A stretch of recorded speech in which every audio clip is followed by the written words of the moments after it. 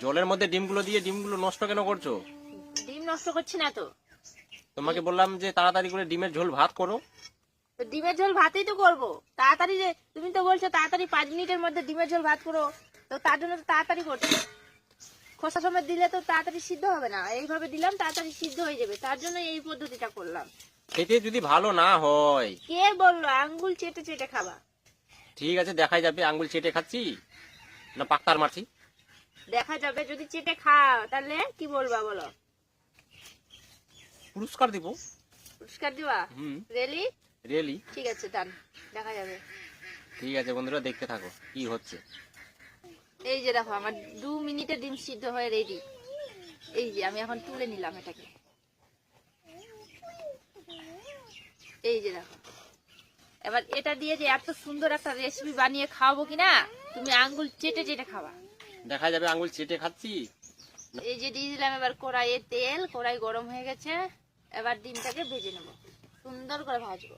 আর তুমি দেখবা আর তোমার জিভে জল আসবে, আর তুমি বলবা যে কি জন্য বউয়ের সঙ্গে ঝগড়া করে তর্ক করলাম, যে ডিমটা কাট করলাম, 4 পিস করলাম, 4টা ডিম ছিল 4 পিস করলাম। দিয়ে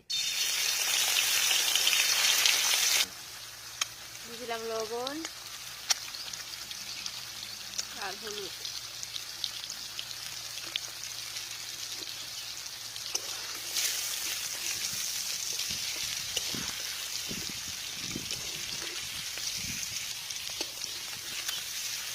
ডিম ভাজা কমপ্লিট।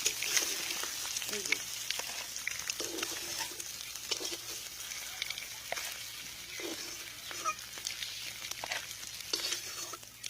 ভেজে তো দেখাচ্ছে খুব সুন্দর। এই যে দেখো, ও সুন্দর, এখনই জিভে জল চলে আসছে, এখনই। কিছুক্ষণ আগে তো খুব কথা বলছিল আমাকে। এবার দেখো এখন এটাকে কষা করব, কি সুন্দর লাগবে তখন। এবার সেই ডিম ভাজা কড়াইটাতে দিয়ে দিব তেল। এখানেই ডিমটা কষা করে, একদম কষা কষা করে রান্না করব। দিয়ে দিলাম তেজপাতা 2টো, দিয়ে দিলাম 5 ফোড়ন। এটাকে একটু নেড়ে চেড়ে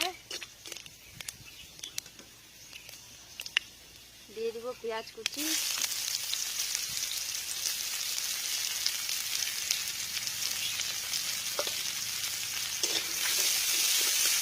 দিয়ে দিলাম লবণ। এই লবণটা দিয়ে একটু লাল লাল করে ভেজে নিই। দিয়ে দিলাম টমেটো। এবার টমেটো আর পেঁয়াজটাকে ভালো করে আগে কষিয়ে নিই।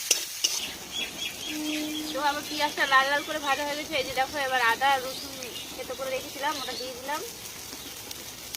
এই এবার লঙ্কা গুঁড়ো দিয়ে দিলাম।